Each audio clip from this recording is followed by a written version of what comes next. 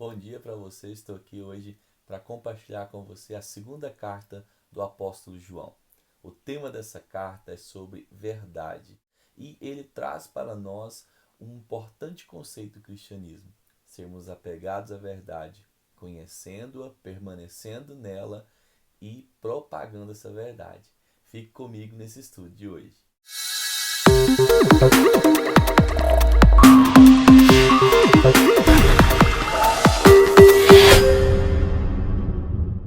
João começa sua exposição no versículo 1 dizendo o seguinte: o presbítero, a senhora eleita e a seus filhos, a quem eu amo na verdade, e não somente eu, mas todos os que conhecem a verdade, por causa da verdade que permanece em nós e conosco estará para sempre. A graça, a misericórdia e a paz da parte de Deus Pai e de Jesus Cristo, o Filho do Pai, serão convosco em verdade e amor. O apóstolo João aqui nessa carta se denomina como presbítero e ele está endereçando essa carta a uma senhora eleita e aos seus filhos. Existe muita discussão sobre quem seria essa senhora e quem seriam seus filhos eleitos. Alguns acreditam que poderia ser uma irmã de alguma igreja, mas o mais reconhecido é que seja a igreja. É importante notar que o apóstolo João que não fala direitinho quem que é, não denomina, não dá nomes para essa igreja, porque estava tendo muita perseguição e a perseguição estava cada vez mais furiosa e complicada. E aqui, nessa saudação do apóstolo João, a gente já vê ele falar a palavra verdade durante 4 vezes. A palavra verdade, quando ele diz aqui, não é apenas você falar a verdade, mas é a verdade de quem o próprio Deus é, de quem Jesus Cristo é. Lembrando que na primeira carta, e o que o apóstolo João tem enfrentado muito no seu tempo, são os falsos mestres, que apareceram dentro da igreja e eram como que pregadores itinerantes, que ficavam indo de igreja em igreja para trazer as suas mentiras. Aí aqui o apóstolo João é bem enfático em dizer que aquele que não crê em Cristo e dissemina verdades contra ele se coloca no lugar ou contra o próprio Cristo. Ou seja, eles seriam próprios emissários do anticristo. E aqui a gente percebe algumas indicações do quanto a verdade é importante para nós. A importância de conhecer essa verdade. Ele fala algo muito importante quando ele diz aqui no versículo 1, o presbítero para essa senhora, mas também a todos os que conhecem a verdade, por causa da verdade que permanece em nós e conosco estará para sempre. Ele fala que é importante aqueles que conhecem a verdade, mas da verdade estar em nós e em nós permanecer. A gente precisa entender que quando a gente conhece a verdade, quem Deus é, nós não apenas conhecemos como Ele é, não é um conjunto de doutrinas, mas a grande sacada está em permanecer e será arraigado por essa verdade. Isso significa que muitas vezes nós vamos conviver com gente que vão conhecer a palavra da verdade, que estarão no nosso meio, que talvez até vão comungar conosco, ceando, tendo sido batizados, pessoas que vão andar no nosso meio, que vão experimentar de certa forma a luz, mas essa luz nunca vai ter entrado no seu coração, o convertendo genuinamente. Pode ser um grande simpatizante da verdade, mas não alguém que vive verdadeiramente a verdade. E aqui o apóstolo João chama a atenção para os que conhecem e permanecem, mas também evidenciam essa verdade, porque ele faz o seu cumprimento pela graça, pela misericórdia e pela paz, algo que o apóstolo Paulo também já usou em algumas cartas. E o que é graça? Graça é exatamente aquilo que quando recebemos algo que não merecemos, que é o céu. E misericórdia é quando não recebemos algo que merecemos, como é o inferno. Porque todos nós somos pecadores. E a grande diferença entre nós e os ímpios é que nós conhecemos a graça de Deus e conhecemos o Senhor Jesus. Ao recebê-lo em nossos corações, ele deposita sobre nós a sua graça, nos dando o céu e a sua misericórdia, nos poupando do inferno. E ali, graça, misericórdia e paz. A paz como resultado da ação da graça e da misericórdia sobre nós. Ou seja, é um fruto que é a própria salvação. O que é salvação? É estar em paz com Deus, é ser reconciliado com o Pai. Aquele relacionamento quebrado no jardim do Éden, quebrado pelas pessoas que Deus escolhe ali na nação de Israel, quebrado por tantos homens, ele é restabelecido no coração de todo aquele que crê no Senhor Jesus Cristo como Salvador. E aqui ele fala, o Senhor Jesus, Filho do Pai.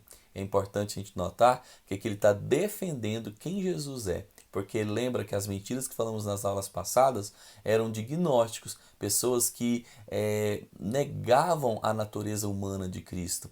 E sem preceito não há moral. Sem doutrina, qualquer situação basta. E é por isso que as pessoas se afeiçoavam tanto, porque era para ali viver uma vida de pecado sem moralidade, uma vez que Jesus não era o Jesus explicado como ele é pelos apóstolos. Então, quando o apóstolo João fala graça, misericórdia e paz no Jesus, Filho do Pai, significa que ele está querendo dizer que aqueles que conhecem, permanecem na verdade, vão agora demonstrar Jesus sendo coigual ao Pai. Isso que foi o grande choque para os judeus e é isso que esses falsos mestres estavam querendo destruir.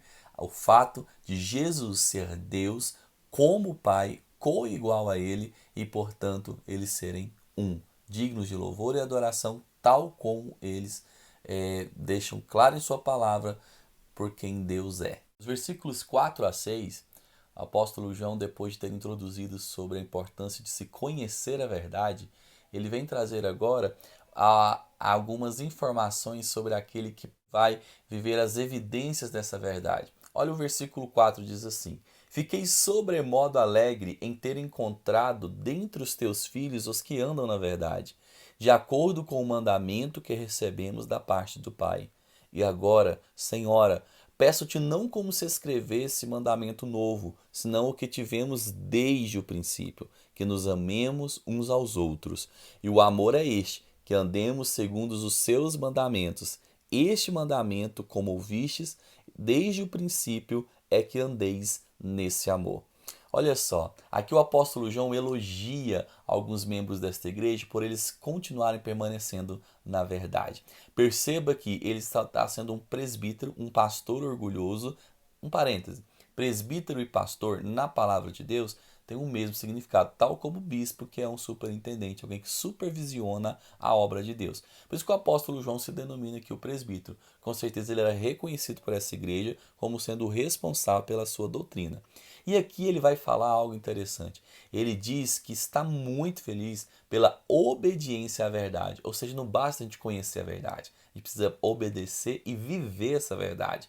Ela não é um conjunto de doutrinas sobre quem Deus é na mente, mas ela também é os nossos afetos, aquilo que sentimos, aquilo que decidimos. É o nosso ser humano por completo, ser arraigado, atravessado por essa verdade, evidenciando essa verdade em suas atitudes. Ele está muito orgulhoso de alguns membros aqui, como um pastor que fica orgulhoso por aqueles que estão crescendo na sua fé.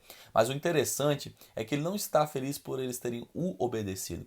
Existem muitas liturgias, doutrinas erradas, onde líderes falam sobre o meu rebanho, sobre o meu povo, os meus discípulos, as minhas ovelhas. Alguns com a intenção, outros não, mas o grande cuidado que nós temos que entender é que o grande pastor é Cristo. Então são discípulos, ovelhas, filhos de Deus e não do líder. Mas esse líder está aqui orgulhoso porque eles estão apegados a uma única verdade, não a verdade de quem ele é, não apenas a sua soberania da sua liderança, mas a verdade de quem Deus é. Então eles eram apegados a isso.